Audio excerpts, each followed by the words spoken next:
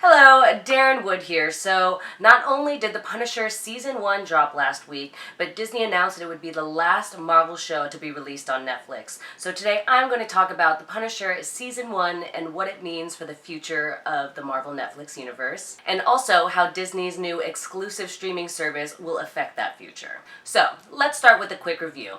And warning, spoilers ahead. I give The Punisher a solid B, because I liked it, but I didn't love it. You know, I wasn't glued to the screen like I was with Daredevil, and I wasn't as entertained as I was with Luke Cage, but it was definitely better than Iron Fist and The Defenders. It kind of lived up exactly to my expectations, which was that The Punisher as a main character isn't that interesting, but Jon Bernthal is such an amazing actor that he'll make it better than it actually is.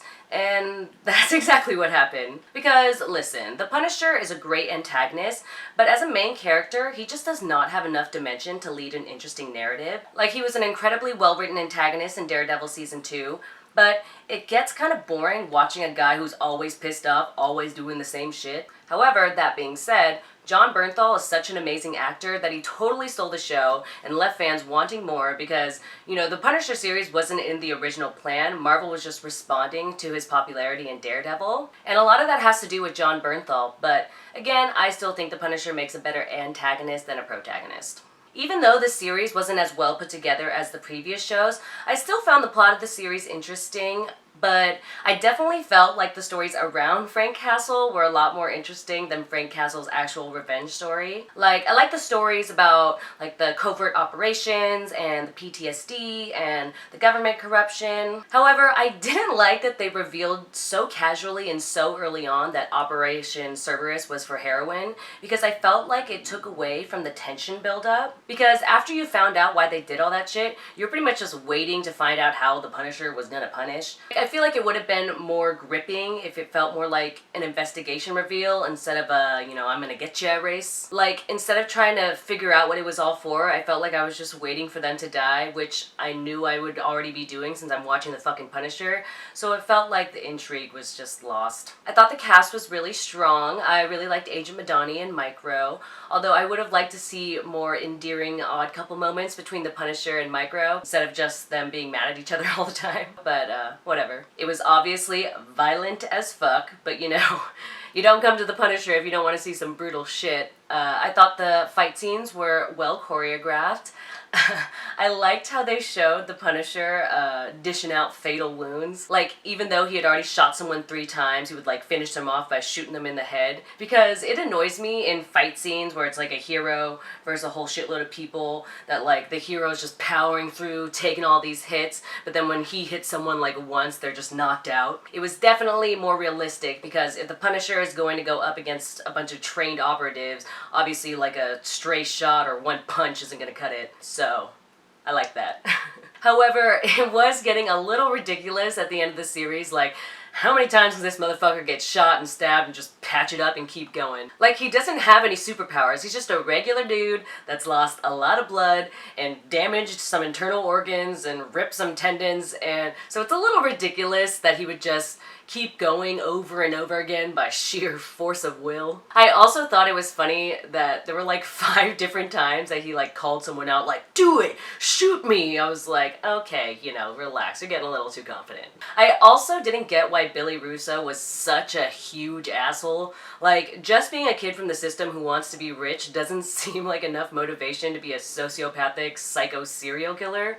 Like, the villains, Billy Russo and William Rollins, were definitely where the story fell short. Because what made Daredevil and Jessica Jones and Luke Cage all so amazing is that the villains were just as well developed as the main characters, so the tension in the plot was a lot more intriguing. And also, I really didn't like how they added like a half-assed gun debate. Like, all they did was use stereotypical sound bites that accomplished nothing for either side except push buttons.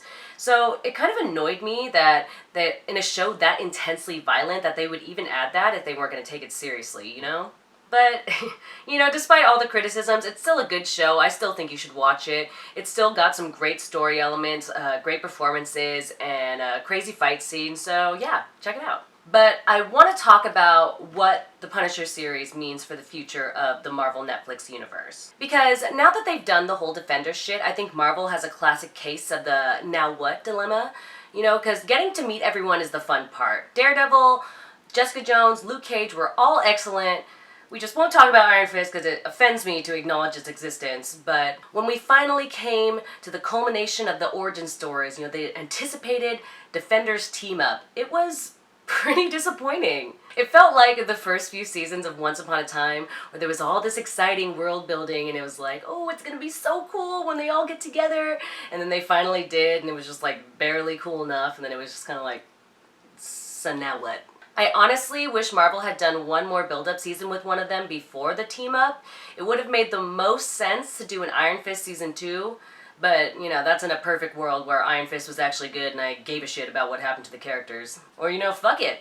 Night Nurse season 1, I always want to know what Claire Temple's up to. But, yeah, the Defenders was kind of disappointing. They had done so much cool shit with everyone else before. I was expecting another well-written hometown hero story, but instead all we got was this poorly executed larger-than-life bullshit, and I wasn't into it. Like, I don't want to see that save the world shit. I have the MCU for that. I come to Marvel Netflix for those gritty hometown heroes that are fighting the good fight. The plot was just all over the place. The writing wasn't clever enough. The character development was weak. It was just a classic mishandling of an ensemble cast. I just felt like there were some missed opportunities with the ensemble cast that I was really excited to see. I wanted to see more tension between Luke and Jessica. And in some interviews, someone asked Mike Coulter why nothing happened between them, and he said something along the lines of, they were dealing with something so big that their issues took a back seat. But I was just like, no, it's those moments that keep the big stories real, amidst all the larger-than-life bullshit, there's still just two people that have a really strong connection that they both fucked up and now are staring it in the face, and what could be the end of the line for them, that's human. Despite all the shit going on around you, your own shit still creeps up. I just wanted so much more from it. And also, I don't know why there was no development between Colleen and Misty, because those two are supposed to become, hardcore besties. And I wanted to see some scenes where there would be, short interactions that were just bursting with chemistry, and then you just, know that these two were destined to become best friends. I don't know. Maybe it was a writer thing, they couldn't come up with anything good enough, or maybe it was an actor chemistry thing, the two of them didn't play well off each other, but either way, I was super disappointed. But whatever, the Defenders was good enough, I'm just being picky. But anyway, so after the Defenders, now what?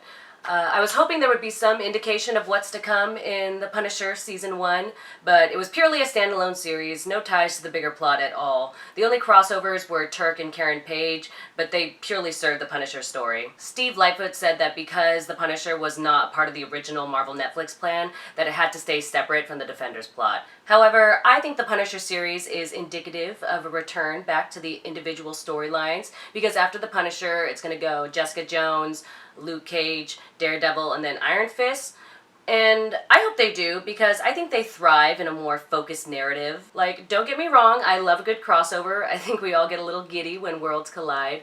But I think it would be better if they flowed in and out of each other's series rather than do an ensemble series. I don't need them to team up, I just need them to hang out, But going off this season's cliffhangers and the upcoming season set photos, this is what I think is going to happen next for the Defenders. So at the end of Defenders Season 1, Iron Fist is all Daredevil said we have to protect his city, but then no one responds, so he's just left feeling all emo and responsible for protecting New York. Jessica Jones is just leave me alone, I just want to be an alcoholic, but also I'm back in business. Daredevil is alive and with his mother Maggie in a convent. And they don't show it, but Luke Cage is obviously going to stick around New York and keep sticking up for the little guy.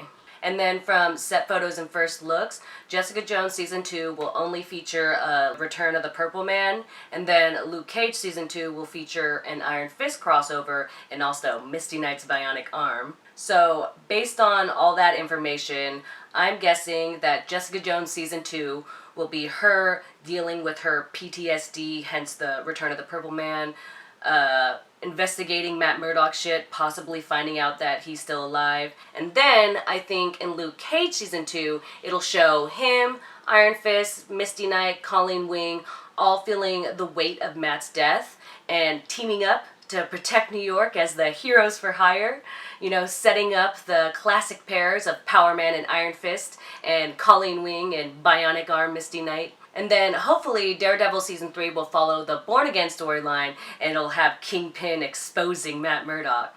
But that's just my personal opinion. Let me know what you guys think is coming up next. But unfortunately, none of this matters right now because the Marvel Netflix universe is under attack from Disney streaming service. Basically, Disney is in the middle of creating its own exclusive streaming service that will pull all of its content from other providers so it can become the only platform to play all of its franchises, and that includes Pixar, Star Wars, and Marvel. Disney announced that there would be no more Marvel shows being released on Netflix after The Punisher, but has yet to reveal what that means for the upcoming series, which is a super ominous and annoying statement. But apparently this deal going down between Netflix and Disney is super complicated and super expensive. Disney wants to pull all of its shows and movies from Netflix so it can play them exclusively on their own streaming service, and it could cost them up to $300 million a year, but they're confident that it'll pay off because everyone just loves Disney so much. But it's super confusing for the future of the Marvel Netflix shows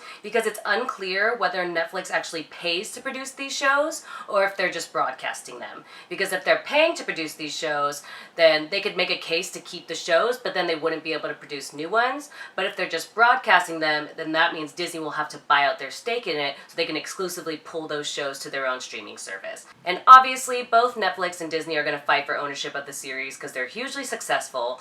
So either way, both parties are going to be pissed. But while they're fighting over custody, us fans are just like, well, what the fuck does that mean for us? Because production has already wrapped on Jessica Jones Season 2, and Luke Cage Season 2 is pretty much almost done filming, and apparently Daredevil Season 3 started filming like 2 weeks ago. And now, Disney's saying that there won't be any more Marvel shows on Netflix after The Punisher, but the Disney streaming service won't be ready until like mid-2019, so are they just going to make all of us fans suffer for 2 years while they decide how to best slice the Marvel pie? Like, are they just going to hold Jessica Jones Season 2 and Luke Cage Season 2 hostage and just not film Daredevil Season 3? Because, let's be serious, these are corporations we're talking about, and I could totally see Disney holding those seasons hostage until their platform is ready so it could help launch their streaming service. But that would totally be a shitty move, not only because it's cruel and greedy, but if they wait 2 years to release those seasons, the series itself is going to lose its momentum and people are going to lose interest, so I don't know. We'll all just have to wait and see what happens next. Maybe, for once, the corporations will put the fans first. No, we're fucked.